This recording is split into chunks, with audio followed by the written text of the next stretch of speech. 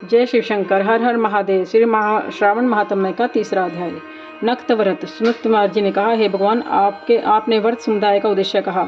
हे स्वामीन, इससे तृप्ति नहीं हुई, आप साफ विस्तार कहें सुरेश्वर, जिससे मैं कृतकृत्य हो जाऊं। ईश्वर ने सुनत कुमार से कहा, हे योगीश, जो विद्वान श्रावण मास को नक्त व्रत कर बिताता है वह 12 महीनों में नक्त व्रत का फल भोगता है।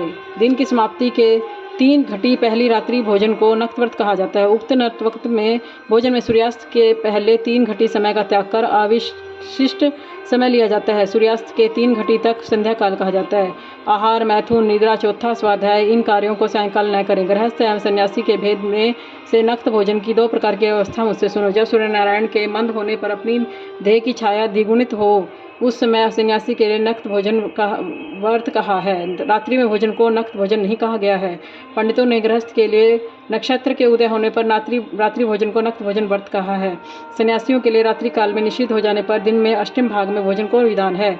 गृहस्थी विधि द्वारा रात्रि में अष्टम भोजन का विधान है। गृहस्थी विधि द्वारा रात्रि में नक्त भोजन करें। सन्यासी, विधवा तथा विदुर पुरुष सूर्य नारायण के अस्त होने से पहले भोजन करें। जो पुत्रवान है वह आश्रमहीन व स्त्री विहीन पुत्रवान विधुर यदि है तो वह रात्रि में भोजन करे, क्योंकि जो पुत्रवान है वह आश्रमी होता है। श्रावण मास में नक्त व्रत को करने वाला प्राणी उत्तम गति को प्राप्त करता है। पहले श्रावण मास में आ जाने पर प्रतिपदा तिथि में प्रातः काल संकल्प करे कि मैं श्रावण में 1 महीने तक ब्रह्मचार्य में रहकर प्रतिदिन सुबह स्नान करूंगा, नक्त व्रत, रात्रि शयन, प्राणियों में दया करूंगा। हे देव, यदि इस व्रत आरंभ के होने पर व्रत समाप्ति से पूर्व ही मर गया तो जगतपते उस समय आप प्रसाद से व्रत परिपूर्ण हो। यो बुद्धिमान आसारम में संकल्प करके नक्त व्रत को करे। हे मुने, अब उत्तम लक्ष्य पूजा विधि सुनो। लक्ष्मी की इच्छा वाला मनुष्य बिल्व पत्रों से, शांति की कामना वाला दुर्वाओं से, आयुष की इच्छा वाला चंपा पुष्पों से भगवान का अर्चन करे। विद्या की इच्छा वाला मल्लिका चमेली पुष्पों से अर्चना करे। तुलसी दलों से शिव की और भगवान विष्णु प्रसन्न होते हैं। पुत्र की कामना वाला मनुष्य कटोरे में पुष्पों के पूजन करे। दुष्ट स्वप्न नाश करने के लिए उत्तम धान्य से अर्चन करे। देव के सम्मुख रंगवल्ली, पद्म, स्वास्तिक और चक्र आदि का बनाकर विभू का अर्चन करे।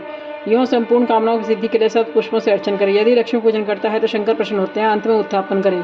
मंडप बनाकर मंडप के तीसरे भाग में देवी बनावे। पुण्य वाचन कर आचार्य वर्ण करे। मंडप में प्रवेश कर रात में गाना बजाना, शब्द से वेद पाठ जागरण करे। देवी बेदी पर उत्तम चित्रलिंगो भद्र बनाकर उसके मध्य भाग में चावल के सुंदर कैलाश बनावे।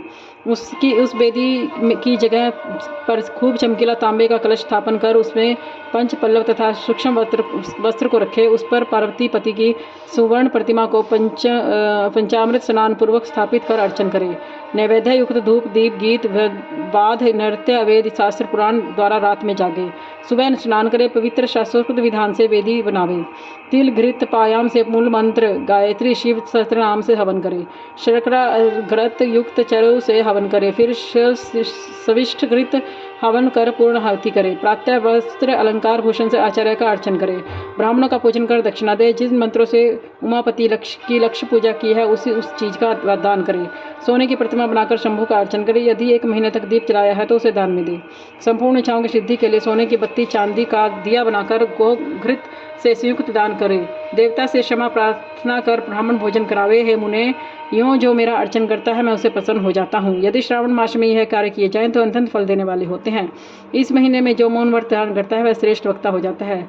चाहे वह मौन व्रत दिन रात का हो या दिन का हो या भोजन के समय का हो। मौन व्रत में घंटा या पुस्तक दान करे तो सर्व शास्त्रों की जानकारी ले लेता है। वेद और वेदांग का परमगामी हो जाता है। बुद्धि में बृहस्पति के तुल्य मौन व्रतों में महात्म्य हो जाता है। मौन व्रत करने वाले जीव का किसी से कलेश नहीं होता, क्योंकि मौन व्रत उत्तम है। बोले शिव शंकर भगवान की।